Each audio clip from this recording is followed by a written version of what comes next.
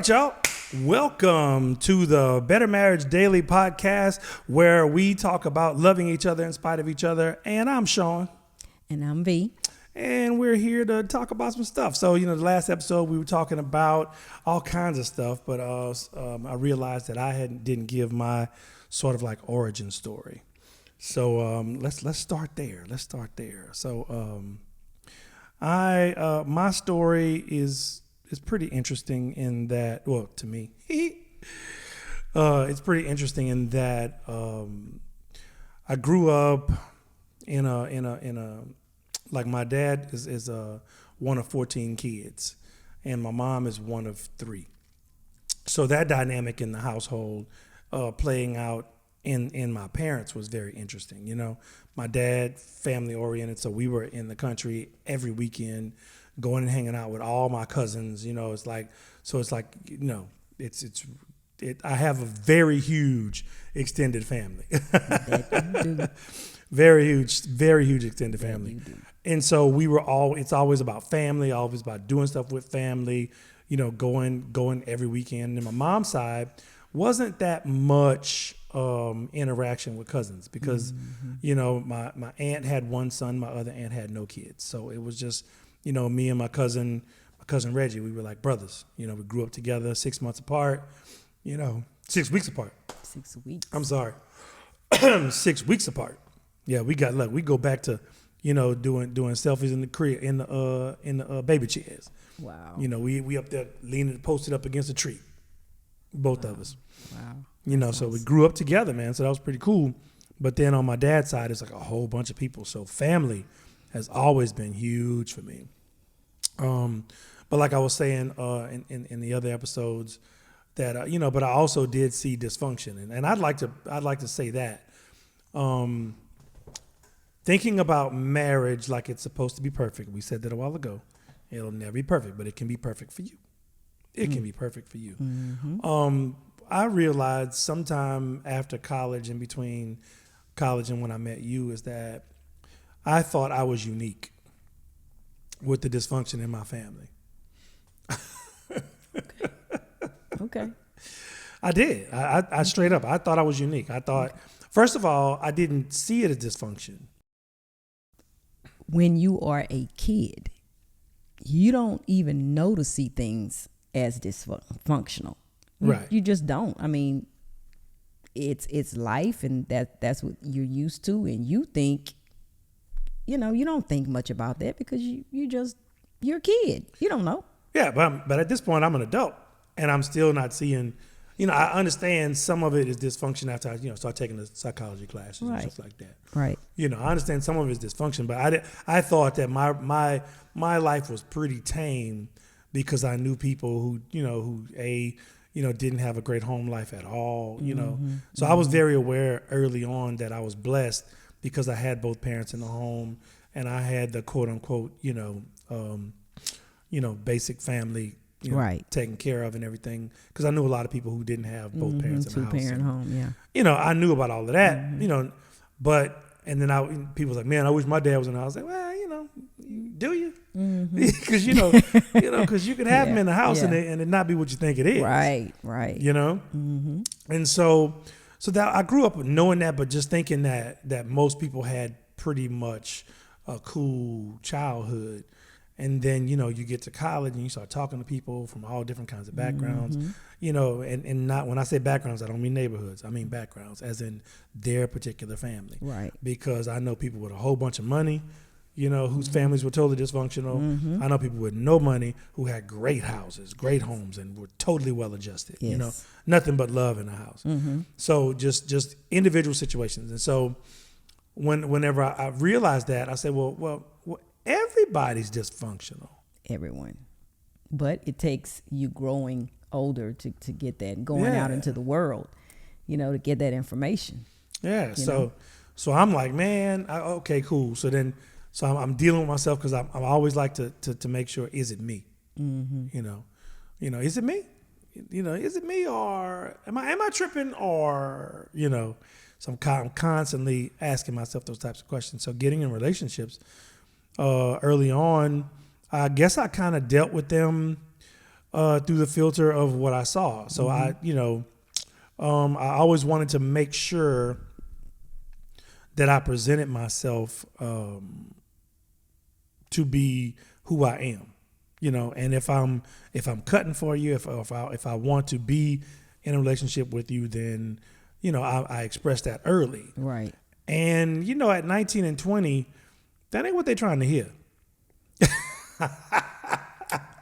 No. They really ain't trying to hear that. And I'm thinking, well, I'm wanting to be upfront and honest. Look, I think we could kick it. Let's try to figure this thing out. And that would scare people away, and I was like, wow. So I gotta lie. And I didn't lie. And so I took a lot of hits, in my late teens, early 20s. Because you were so honest. Because I was so honest, but I didn't want to let that change me and make me dishonest. You know what I'm saying? Right. And so probably around 20, what I said in the first episode or first or second episode, I realized that women just want you to be honest because as you know, I like older women. Mm-hmm. Yes. I always did like older women. So girls,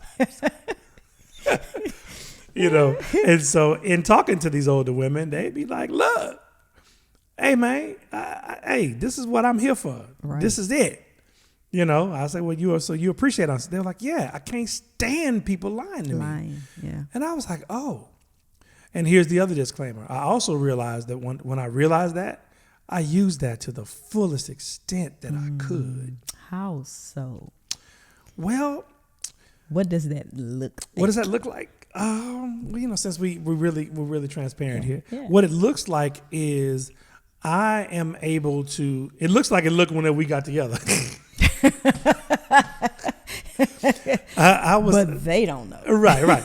So I was able to be like, hey, this is what's going on in my life, right? These are the people that I'm dealing with, whatever I got going on, totally transparent. Mm-hmm. This is what's happening.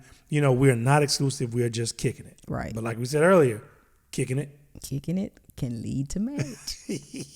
Quite possibly lead to marriage. And so I would just that I started doing that, but God showed me later on that is still a form of manipulation, because I knew very good and well that if we stayed in a relationship long enough, they could potentially get feelings that were further along than kicking it, right? But I wasn't. Right. I wasn't. Okay. I mean, I'm gonna like you, and I get to know you, and I like you even more. Right. But my thing was, and it was a safeguard. I was so wrong for this. Oh my God. I would be like, listen, what we talking about right now is where I am, and that's not gonna change for me. We're gonna stay right here. And if it comes to a point where you feel differently, then we can reassess and reevaluate, come back to this, and then see if we still feel the same, because I don't ever want to lead you on and be, have you thinking that I'm somewhere that I'm not. So if at any point you start catching feelings, let me know and we can talk about it. Right. But they never let me know. But I appreciate that, though. That's why we here, because kicking there it are so can many lead to marriage. women who appreciate that. So many women who appreciate that. Yeah. Because that is not, our experiences. Ooh, man, people just lie for no reason. I mean, Yeah. And if you are upfront and you're transparent and you've had all these discussions, well, that's just something that the woman or the other party, because these things do happen. Every relationship. In every relationship, that's just something that they have to deal with. If they got caught slipping. And that's, we called it. But I gambled on that. I appreciated that, that you were, we were kicking it. We understood what we were doing. And if I got caught up and you didn't feel the same way about me, then I took a gamble, but I wasn't expecting what happened. Right. Yeah. So, so that was my biggest thing.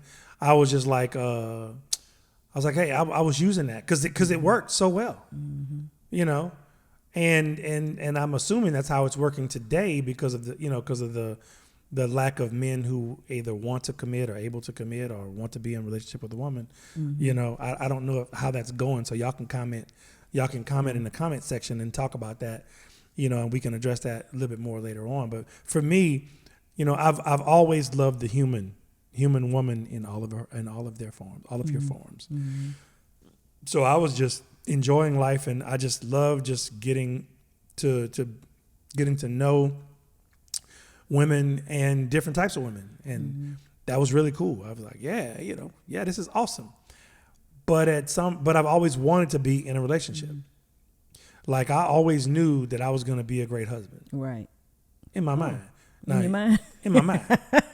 In your mind, okay. In my mind. In my mind. In my mind. But, in person, in actual relationships, I guess I was, because the relationships with those women would always end up being something that they wanted to renegotiate. Oh, okay.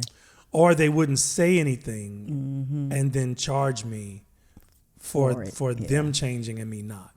Right. Which is really not fair, but it's not. But it ain't like I didn't notice. Right. You knew. So like I said, I use that as a crutch. I use that as an out. So I'm wrong. I'm wrong for that. I realize I'm wrong for that. But the principle of be honest, yes, is something that I would suggest to you guys out there, even if you're married. Because let's talk about that. So, because wait, more about me. So, in my and if you're from this city, and if you're not, then I'm being really transparent. My home life wasn't bad by no means, right? Wasn't bad by no means, but there was some infidelity, at one point in their relationship, and me seeing that and seeing what it did to the house, I vowed to myself that I would be nothing like that in my relationships. So whenever I wasn't married, then I was just free. Right. When I was in a relationship like I was married. You know what I'm saying? Okay. With the caveat that if it went crazy, then I wasn't married. Then I was free to do whatever it is I wanted to do. Okay. You know what I'm saying? But once we got to the marriage point, I understood, and I told you, and I articulated that very clearly. So all those other relationships led up to me being able to be totally upfront and honest with you in every single way. And you had no other button but honesty. That's true. Raw, yeah. bone-crushing, heartbreaking honesty. Yes. Was what came from V. Yes. At all times. At all times. With no filter. Yeah. No filter. Man. Yeah. Hurt somebody's feelings in a heartbeat. Yeah. But it's okay. Yeah. And Better Marriage Daily podcast is sponsored by Drums Earwear. And I'm going to read this because I want to get it right. It's the pioneering Black-owned, woman-founded earphone company in the U.S., the first one, y'all.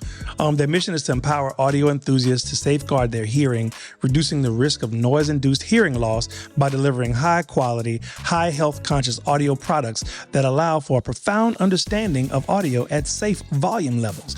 Now, don't get it twisted. We put these things on, they jam. Right? It's jamming. What was your first thought when you put them on? It's like, wow, it's so clear. But the one thing is that I didn't feel like my ears were hurting. Right. Yeah. They're isolated enough to where I don't have to raise the volume up. You don't need to raise the volume up. Right. To hear and hear well. And I can hear everything in the music.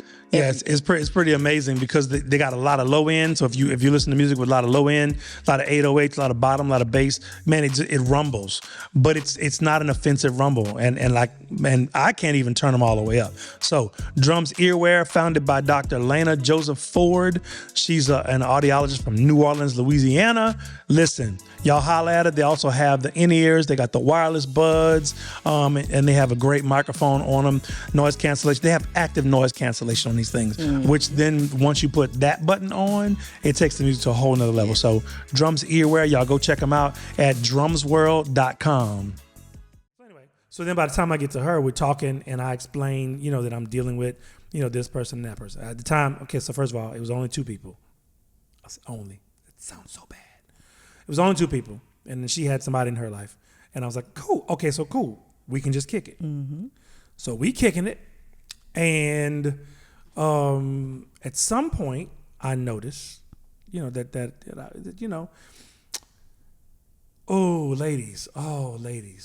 this is, if you can figure out how to do this, if you should want to be in a relationship with another person. A cheat code? Is there a cheat code? That's a cheat code. Okay.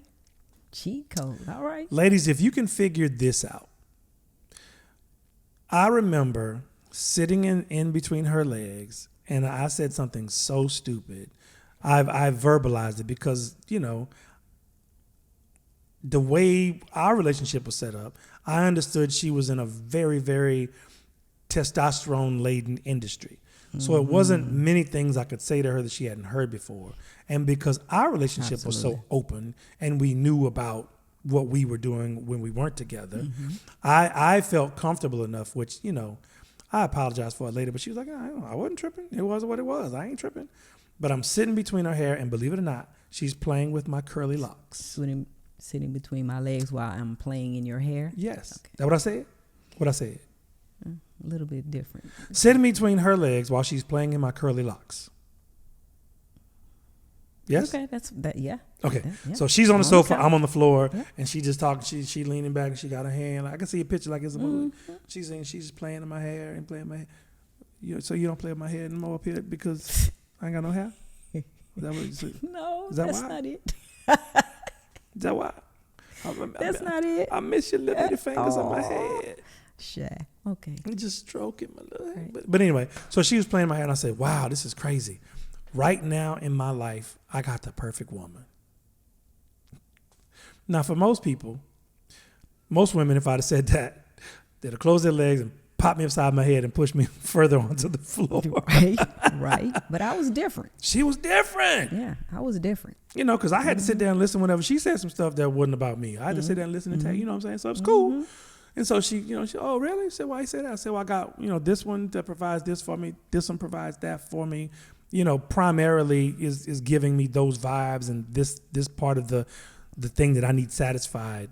I said, and you are my peace. And I didn't think nothing of that.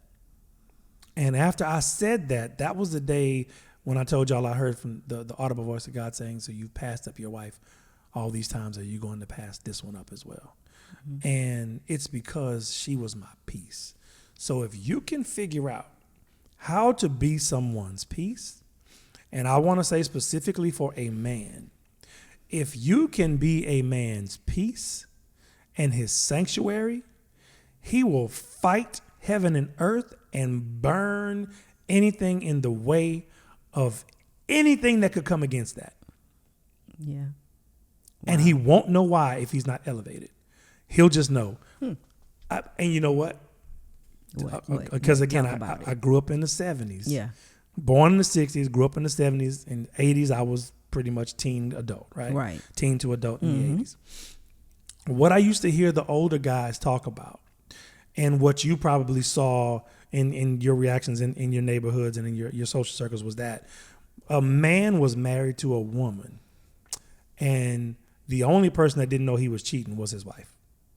Right. And it wasn't because he wasn't a bold person, because he was bold as hell. He was bold. But he was protecting the home because that was his peace. Right.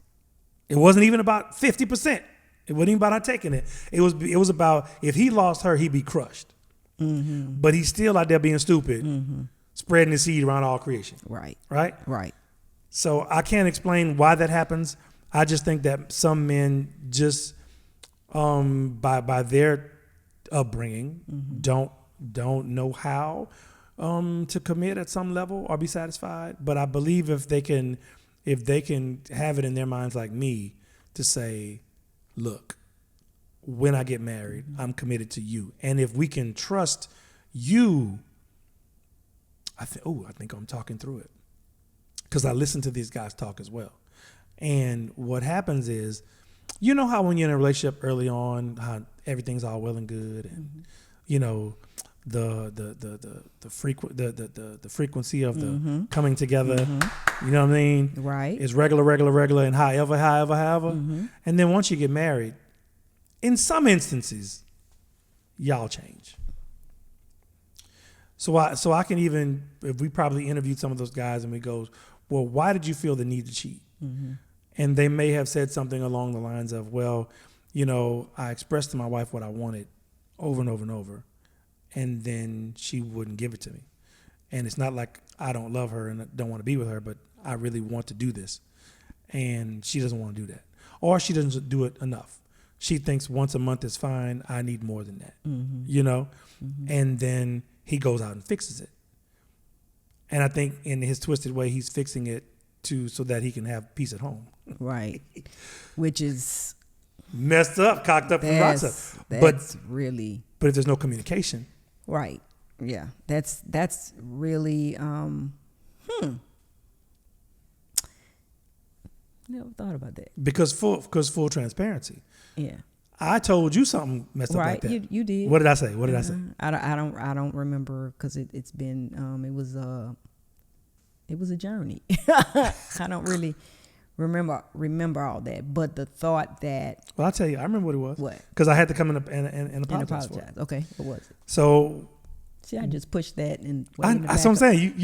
I have the ability to do that without coming out. Right. Yeah. Yeah. So y'all see that face? So what had happened was when we first got married, like I said before, before we got married, it wasn't even a stressful thing. It was a thing when we were together, we were cool, and frequency was cool. Then she made me realize a point that she gave was, yeah, but I only saw you on weekends. True.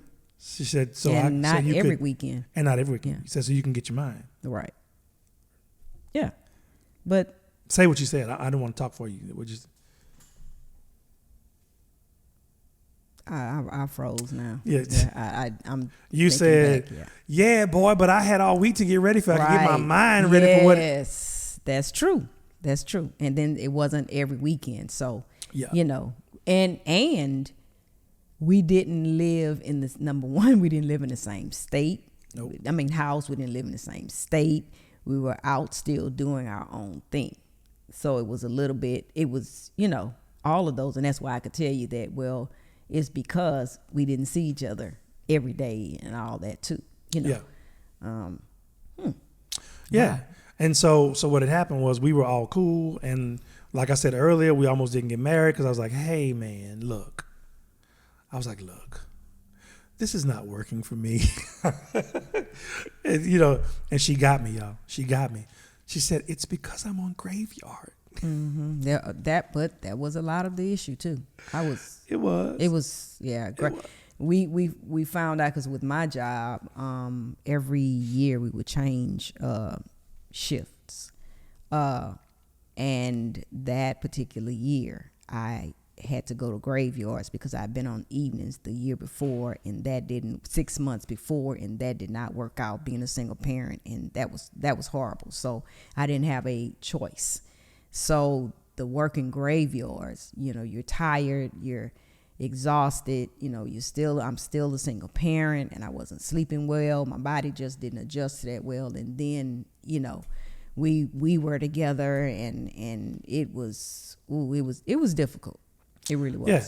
And so it was a thing, and I was just like, look, you know, I know we're here, but what I don't want to do is have us get married and this not ever change. Mm-hmm. I was like, because I don't want to be the person that I said I would never be. And I told her after we got married, because that was before we got married. Mm-hmm. And then she said, no, it's because of the graveyard. It'll change. It'll change. Mm-hmm. Okay, then we got married. Mm-hmm. Did it change? Not really. Look, I'm sorry, but no, not really. Not really. Yeah, it didn't change. And so, you know, I'm for the whole first 2 years, I'm talking her ear off. I'm begging. You know, I'm like, look, trying to reason, trying to figure things out. Yeah, all of that. Yeah. And then I would even give these little veiled threats, and I'd be like, look, you know, I'm asking you. What you don't want is when I stop asking. And she didn't say nothing, and then it went to, look, I'm asking. What you don't want is when I stop asking. And then she said something smart right after that. Yeah. And I said, well, here's why. Because when I stop asking, that means I fixed it. And my face changed. And I said, that means I fixed it. I'm not going to make you embarrassed. You ain't never going to know. But I fixed it. And I ain't asking no more. And she said, oh, okay, cool. Just like that. Yeah, just like that. So then we go through, and that's a whole nother podcast as to how we fix that. A whole nother episode. But one day, as I'm going on my spiritual journey, the Holy Spirit shows me that I was wrong for that. And I said, well, how was I wrong for that? And they said, because that's your wife. You love her, right? I was like, yeah, I love her. He said, well, that was a threat.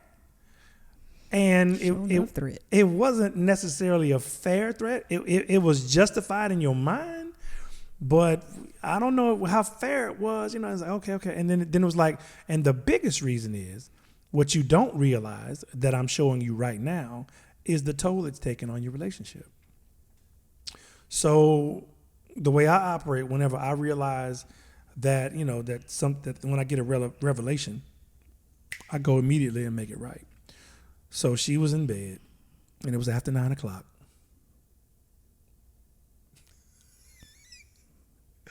All you married couples and women who work, yes, you know what that means. And it was after 9 o'clock, and I had to be up very, very early in the mornings. So I was like. So she rolls over, what? And I go, I'm so tired. What? And I said, hey, I've been doing some thinking. She said, Sean, I cannot have one of those conversations right now. I got to wake up at 2 o'clock in the morning, 3 o'clock in the morning. I can't do this if we did that. Because remember, her first thing was always no. Mm-hmm. So she responded to me, hey, with that line. Right. Instead of, no, I can't have this conversation. Right. And so, fellas, if your wife's first answer is no, then you got to, or like if she's automatically like giving you reasons why you can't talk about it or what she don't want to hear from you, this, that, and the other, then you have to take a breath and figure out what the next line of words are to diffuse. You can't take that as bait, because if you do, y'all gonna be fighting all the time. Mm-hmm. All the time. Especially if you got one like this. Y'all gonna be fighting all the time. So I told her, I said, hey, listen, I've been thinking. She goes, oh. I said, no, you're going to like this. I said, and you know what? I don't even want to have a discussion. I just want you to listen. Another pro tip. I remember that. Another pro tip. You take away all the pressure from them when you say, hey, I just want to share this with you. And that's it. I just want to let you know where I'm at. And she goes, okay. So I saw the body tense up. Because every time we do this, she ready. She fit for the fight. She fit for the fight. So I go, okay. I said, the Holy Spirit showed me that I'm wrong. So I need to ask you to forgive me. I said, please forgive me. She said, for what? I said, because remember when I said I'm only going to ask so many times, and I'm not, and whenever I stop asking that I fixed it and I ain't going to make a change. She said, yeah, I remember that. I say, listen, I'm wrong for that. And I hope you know that I would never, ever do that. Ever. And I need you to forgive me for even saying that and introducing that, because the Holy Spirit showed me that I put a lot of pressure on you. And even though I didn't physically see that he showed me spiritually that you were under a lot of pressure. Mm-hmm. I said, and I need you to please forgive me and understand that it's not applicable anymore. Right. And then she started crying. Mm-hmm. And I said, why are you crying? And then you said,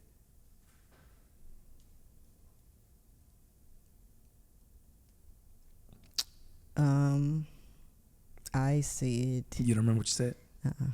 I don't remember. It's been so much All stuff. these pivotal moments for me, and she don't remember none of this stuff. It's been, man. It's been so long. It's been so long. She's really good ago. about putting it in the sea of, I do. casting in the sea I of do. forgetfulness. I do. You know? Once it's dealt with. Yeah, it's gone. Yeah, it's like it gone. never happened for her. Yeah. Yeah. You know.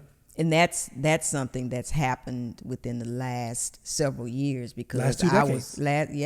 because I was a person that held on to stuff like held on. Kung Like Fu grip. I could really like shut down and not deal with you. You know what I'm saying? And I was a person that held like grudges. Like once you know, do stuff and say things. Yeah. And it's we don't go back. And don't go back. No. We don't go We back. don't go back. So you told me you started crying. Mm-hmm. And I said, baby, why you crying? And you said, because you're right. There was a lot of pressure. It's so, and then you was like, it's so much pressure. Mm-hmm. And the funny person to me wanted to be like, no, don't talk. You didn't want to talk about it. But of course, I didn't want to get slapped either. Yeah. So, Yes. Because and she don't was. slap me, y'all. Yeah. You know me. You know. We don't play like that. We don't play like that. But I said, why are you crying? She said, because It was a you lot of don't pressure. understand how much pressure that put me in. Yeah. And I was like, well, that's why I'm talking to you today, because all that pressure is gone now. Yeah. Let it go. It's not in our vernacular. It's not hanging over your head. Mm-hmm. That's not what we're dealing with anymore. And she said, thank you. Yep. And then I kissed. And what that allowed, it allowed me to figure things out. You know what I'm saying? It really allowed me to figure things out, to kind of open up and try to really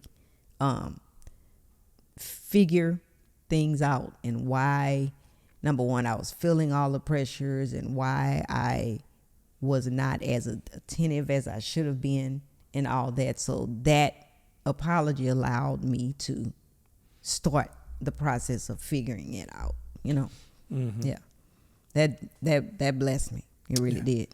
Yeah, so fellas, saying I'm sorry and taking ownership of your role in the relationship, even though your role is just trying to love your wife, the pressure you put by saying stuff like I said, that it may work in the season, but manipulation only lasts for so long, and fear motivation only lasts for so long as well, because this is the same woman who said ain't no more babies coming out of here. Right. If you want one, go make another one. So, the fear motivation could have just came to a point she'd been like, well, look, do what you got to do. Yeah. That could have very well come out of her mouth. Could have. Quite possibly. Because when women came and asked you how you dealt with me being on the road and stuff like that, what'd you tell them? Yeah. I told them, first of all, I have my own life. And, I have a life without him, even though we are married. When we met each other, he was an artist, and he was gone, and there are times where they're out of town and things like that. So I didn't have a problem when he left and went out for either a weekend, a week, 2 weeks. There were times where he was gone 3 weeks at a time, and I had my own life, so I held it down here. But girl, I mean, you ain't worried about them other women? No, I wasn't worried about that. No, I didn't. I could not worry about that. Could not, because I would drive myself nuts. You remember what you tell them? Like if a woman asked you, well, girl, what do you say about that? And you would say, you don't remember that either. See, forgetfulness. Wow. No. Man gonna do what a man gonna do. Exactly. I look good. Yeah, I look good being home. See, I'm trying to get you to give the color. Give the color commentary. You know what I'm saying? I look good being at home, worried about what he's doing. And I just couldn't, because I had things to do here. I couldn't worry about what he was doing out there. And he never gave me a reason to be here with the shakes, wondering about what he was doing. He just never gave me a reason to. So I trusted him, and he was going to work like I went to work every day. You know what I'm saying?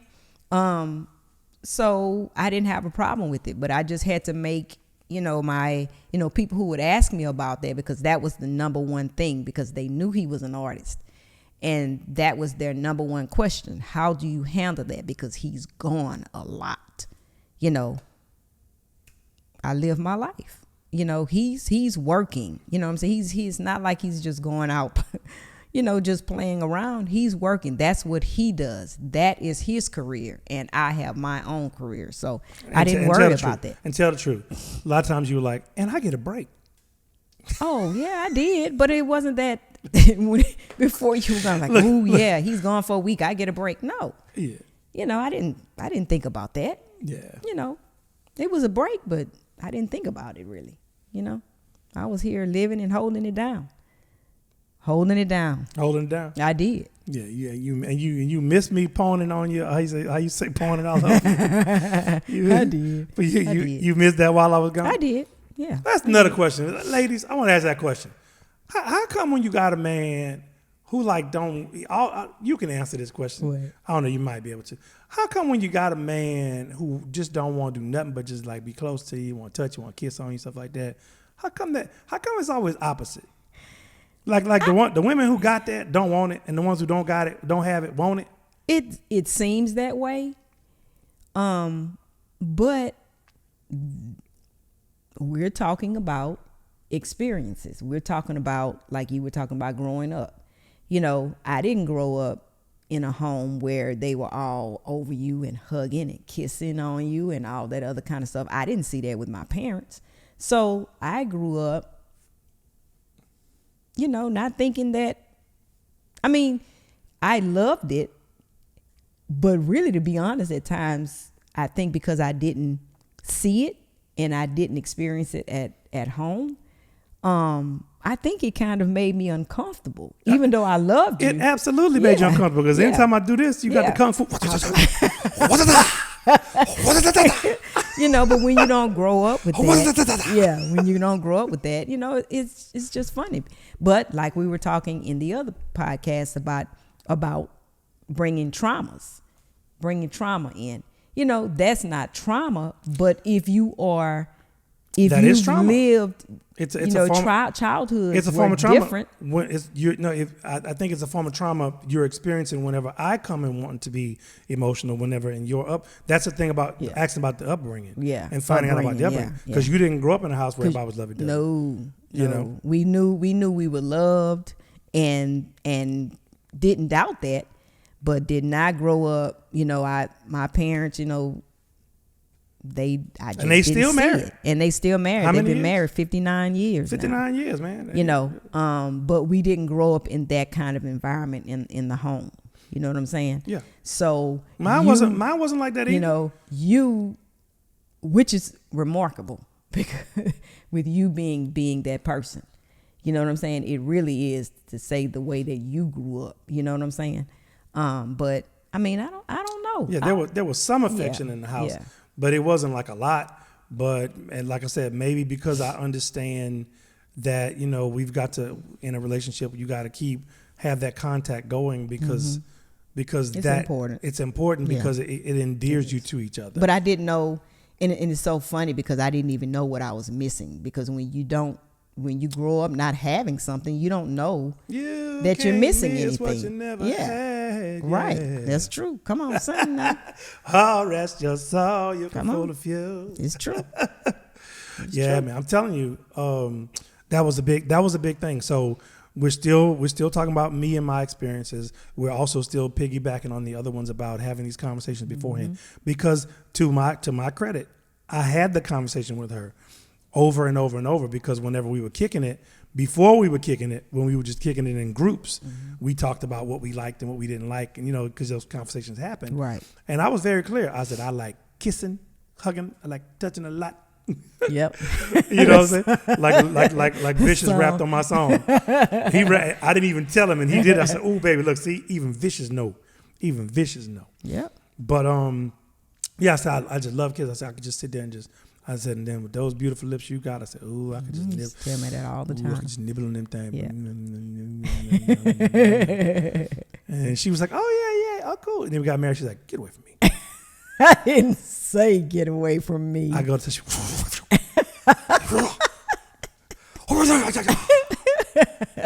I'm like, man, where did you learn these moves, man?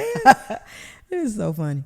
You know that meme was like, yep. Yeah. Oh man, he was killing it. So anyway, so we finally got to that point, and again, everything we're telling y'all, we're being very transparent. We still working through these things. Yes, we are. You know, because I still, I just be playing sometime. I reach out to just to see if she gonna move. He tests me, y'all. He gives me tests. I test on a regular basis. On a regular basis. You know, I used to come behind and want to do the Janet Jackson. You know what I'm talking about? The Janet Jackson picture, the photo of Janet. You know what I'm saying? If somebody's behind it, you can't see him, but you can see his hand. I just be wanting to come behind and hug her. And every time I come behind her, when I come, and if I put my see, I'm just talking about it. She did it. No, I'm just showing them how I do. Yeah. So like I come behind and I go and put my chin on her shoulder. It was like I'll be like, man, what? You know what I'm saying? I put my hands around it. She wah. I come, she wah. And I come up here and she's wah. Yep. I'm like, well, show me where you won't put my hands. Yep. And she was like. I was like, oh, I see where this is going.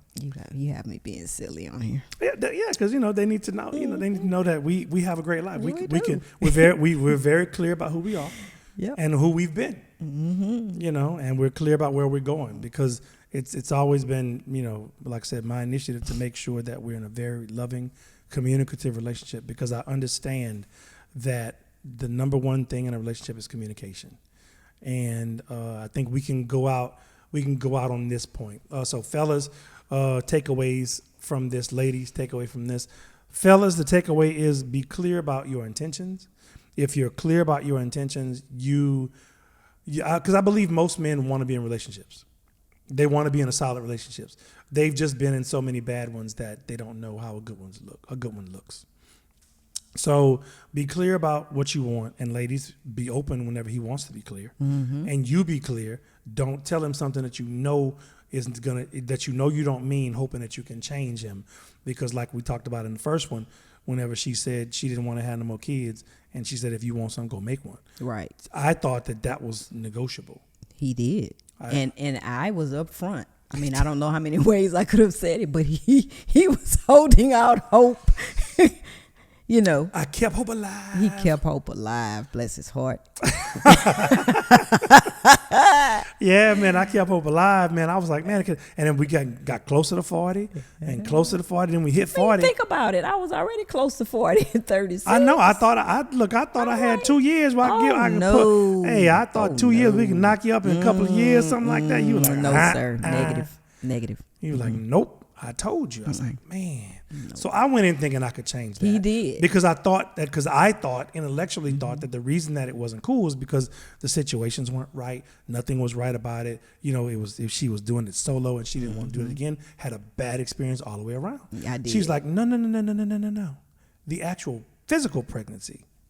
Yeah. The actual physical pregnancy, that was bad. But I just didn't want it. Yeah, she didn't want to repeat that. I just didn't want to repeat that. So dudes, be upfront about who you are, what you want.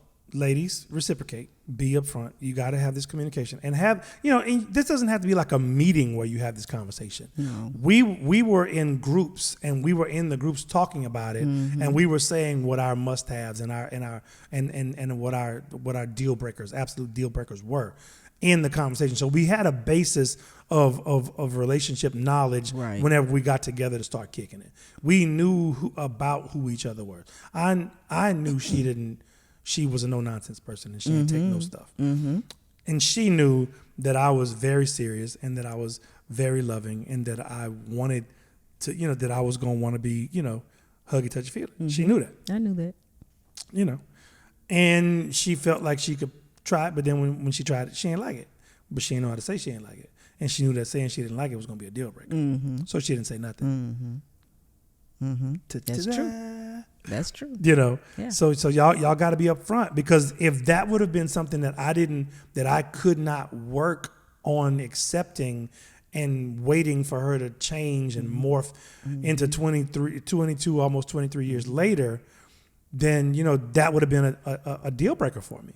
Right. You know, but if I would have known that going in, then I could have had a better basis of knowledge for trying to figure out how to get us through that. Or saying, well, that's a deal breaker for me. I'm going to walk away. You know. Yep. And so that's one thing. Be upfront, communicate who you are and what your expectations are and what your absolute deal breakers are. You got to do that. The other thing is be clear on your expectation in the sex area.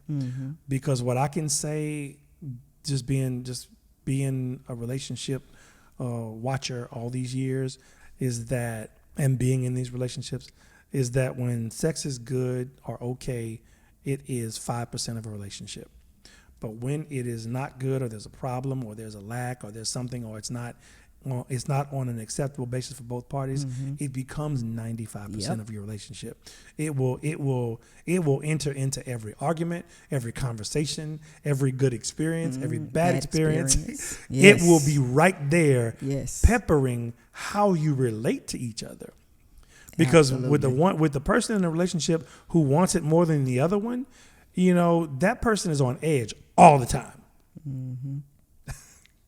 You know, and the one who's not is at peace and don't realize that them being at peace is pissing the other person off. You know, so y'all got to really talk about that and have a really good dialogue about that. We'll talk about that in another podcast. And I would suggest that you don't feel bad about the way you feel. You know, I think that I spent a lot of time feeling bad about the way I felt about certain things. And so, I don't know, I just was having this inner fight and turmoil inside, because I knew that I shouldn't feel that way, but I did. Yeah.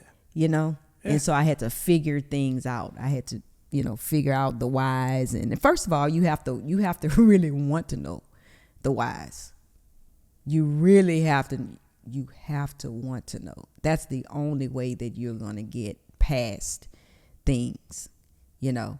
And you didn't want to know at first. And I didn't want to know at first. No, I didn't. But like we were talking about, you know, we've said, you know, that God and you know, Jesus, the Holy Spirit, it's been like pivotal. That relationship has been pivotal. And I was fearful of knowing, I think. Because you didn't know what that meant. Yes, I didn't know what that meant. And so I just, you know, I gave it to God, and I let him do like a surgery, because it was painful. there were times where it was really, really painful, you know. And because we have that third party involved in our relationship, he was already working on me as well to be more to give more grace in that area. Right. Because I think you can tell me, I think that I've always been very attentive. I think I've always been very always trying to fix it and figure out a path to the compromise. Yeah. You know, and I've always been really open about that, and not necessarily forceful about it, but really wanting to have the dialogue, right? Right. But back then you didn't want to have any dialogue. Oh no.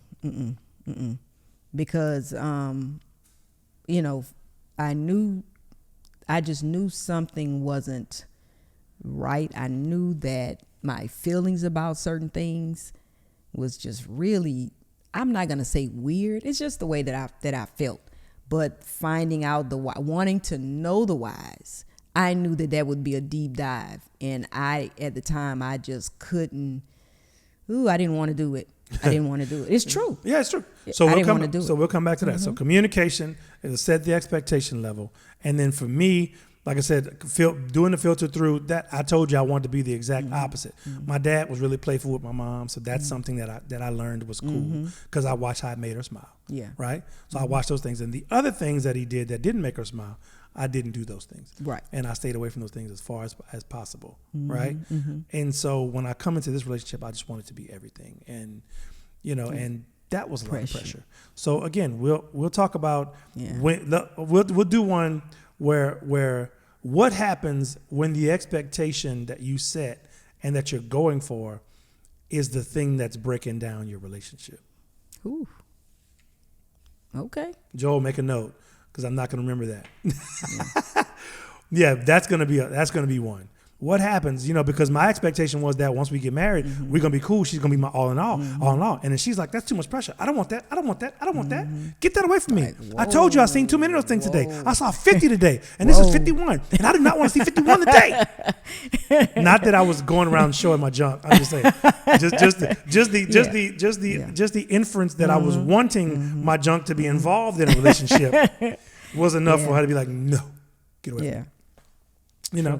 So we'll talk about that. So this is the Better Marriage Daily podcast where we try to give you little tips to learn how to love each other in spite of each other. So until next time, I'm Sean. And I'm V. And we'll see you.